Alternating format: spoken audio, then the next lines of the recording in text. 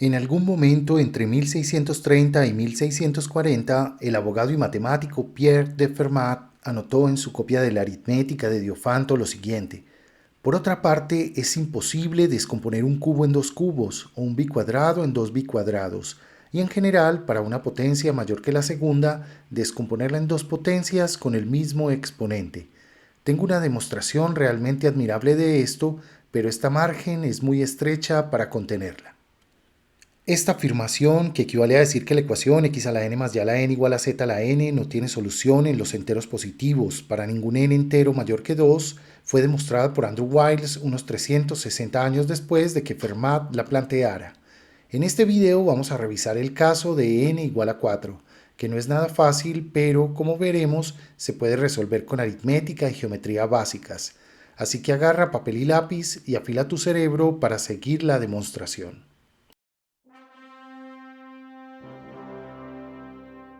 El punto de partida es el teorema de Pitágoras, que nos dice que en este triángulo rectángulo se cumple la relación a cuadrado más b cuadrado es igual a c cuadrado. Nos podemos preguntar entonces si es posible encontrar un triángulo rectángulo cuyos tres lados sean números enteros, es decir, si hay tres números enteros que cumplan con el teorema de Pitágoras, y encontramos que es cierto si consideramos a la tripleta 3, 4 y 5. La siguiente pregunta que nos podríamos hacer es si este caso es único, o hay más triángulos rectángulos cuyos tres lados sean números enteros, y desde hace siglos se sabe que existen infinitos triángulos con esta propiedad. Por ejemplo, aquellos cuyos lados son múltiplos de 3, 4 y 5, pero también triángulos con proporciones diferentes entre sus lados, como por ejemplo 5, 12 y 13. Algo especial que tiene este triángulo es que 5 es el menor número entero positivo cuyo cuadrado es igual a la suma de dos cuadrados perfectos. Es decir, que si buscamos a todos los enteros positivos cuyo cuadrado es igual a la suma de dos cuadrados perfectos, el menor de esta lista va a ser el número 5. Y en general, todo conjunto o listado de números enteros positivos siempre va a tener un elemento menor, así sea un conjunto infinito. Otra propiedad importante de este triángulo es que la tripleta 3, 4 y 5 es una tripleta pitagórica fundamental, es decir, que no hay ningún factor o divisor en común entre estos tres números. Por ejemplo, la tripleta 9, 12 y 15, que cumple con el teorema de Pitágoras, no es fundamental, pues estos números tienen como factor común al 3, pero solo vamos a considerar tripletas pitagóricas fundamentales, que no tienen factores en común. Otra propiedad del triángulo rectángulo de lados enteros A, B y C, donde A, B y C no tienen factores en común, es que existen otros dos números enteros P y Q, que tampoco tienen factores en común, tales que A es igual a P cuadrado menos Q cuadrado, B es igual a 2PQ y C es igual a P cuadrado más Q cuadrado, identidad que se puede comprobar fácilmente incorporando a P y Q en A cuadrado más B cuadrado igual a C cuadrado. Por ejemplo, para el triángulo de lados 3, 4 y 5, los valores de P y Q serían 2 y 1, pues 3 es igual a 2 al cuadrado menos 1 al cuadrado, 4 es igual a 2 por 2 por 1 y 5 es igual a 2 al cuadrado más 1 al cuadrado. Para el triángulo de lados 5, 12 y 13, P y Q serían 3 y 2, lo cual puedes comprobar fácilmente. Finalmente, un dato de vital importancia. Si un número es impar, su cuadrado será impar también y viceversa. Si un cuadrado perfecto es impar, su raíz cuadrada también será impar, lo mismo con los pares. Por tanto, en un triángulo rectángulo donde A y B no tienen factores en común, uno de ellos debe ser par y el otro impar, pues si no, ambos tendrían al número 2 como factor común. Por tanto, entre A cuadrado y B cuadrado, uno debe ser par y el otro impar, lo que implica que C cuadrado y por tanto C es siempre impar, pues la suma de un par y un impar es siempre un impar. Después de estos preliminares, pasemos a considerar la suma x a la 4 más y a la 4 igual a z a la 4, con x, y y z enteros positivos y sin factores en común entre ellos. Esta última suposición tiene sentido, pues si x, y y z tienen algún factor en común, esta igualdad siempre nos lleva a otros tres números x', y' y z' que cumplen con la misma ecuación y que no tienen este factor en común.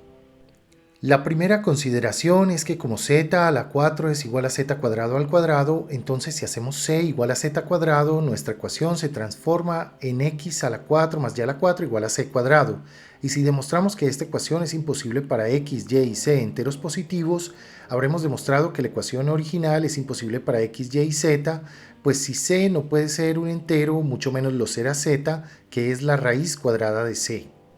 Ahora, como habíamos dicho anteriormente, para el teorema de Pitágoras debe haber un número entero positivo mínimo que cumple con esta propiedad de ser igual a la suma de dos enteros a la cuarta potencia, como sucede con el 5 en el caso de la suma de cuadrados.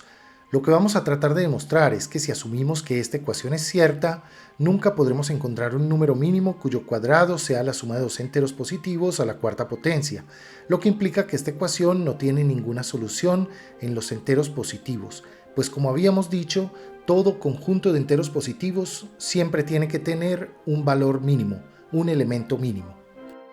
Esta ecuación equivale al teorema de Pitágoras para un triángulo de lados x cuadrado, y cuadrado y c. Entonces podemos decir, como ya lo habíamos mostrado, que existen p y q enteros positivos y sin factores en común, tales que x cuadrado es igual a p cuadrado menos q cuadrado y y cuadrado es igual a 2pq.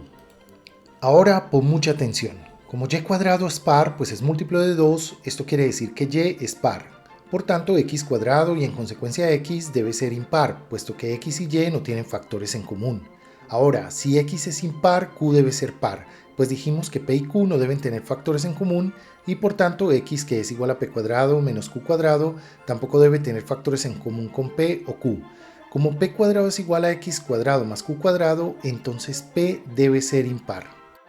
Esta ecuación es nuevamente el teorema de Pitágoras para tres enteros positivos y sin factores comunes x, q y p. Por tanto, existen dos enteros positivos m y n sin factores comunes, tales que x debe ser igual a m cuadrado menos n cuadrado, q es igual a 2mn y p es igual a m cuadrado más n cuadrado.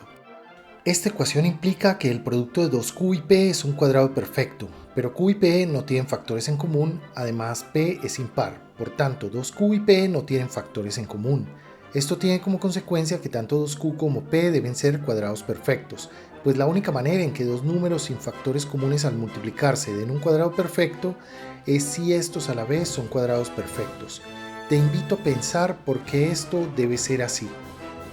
Q es igual a 2mn, por lo que 2q es igual a 4mn, y como este debe ser un cuadrado perfecto y m y n no tienen factores en común, además de que 4 ya es un cuadrado perfecto, entonces m y n deben ser cuadrados perfectos, así que haremos m igual a f cuadrado y n igual a g cuadrado. Como p es un cuadrado perfecto también, entonces haremos p igual a h cuadrado.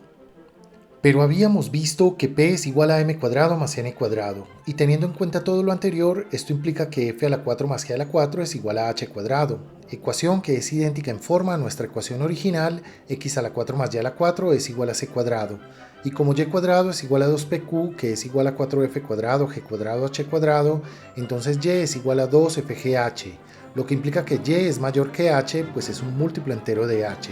Y de acuerdo con esta ecuación, c debe ser mayor que y, así que c es mayor que h.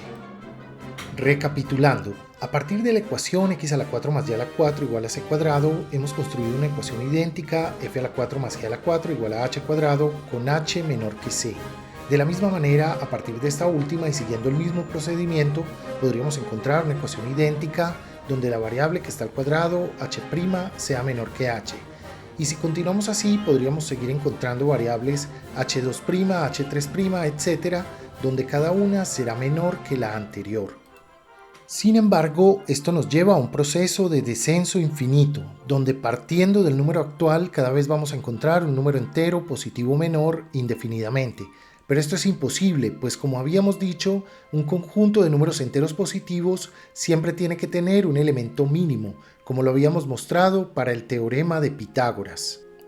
Y esto implica entonces que la ecuación x a la 4 más y a la 4 igual a c cuadrado no se puede solucionar en los enteros positivos sin incurrir en una contradicción, lo que tiene como consecuencia que x a la 4 más y a la 4 igual a z a la 4 tampoco tiene solución en los enteros positivos, que es lo que queríamos demostrar. Bueno, espero que te haya gustado esta demostración, que es parecida aunque no idéntica a la que presentó Fermat para este caso. Gracias y hasta pronto.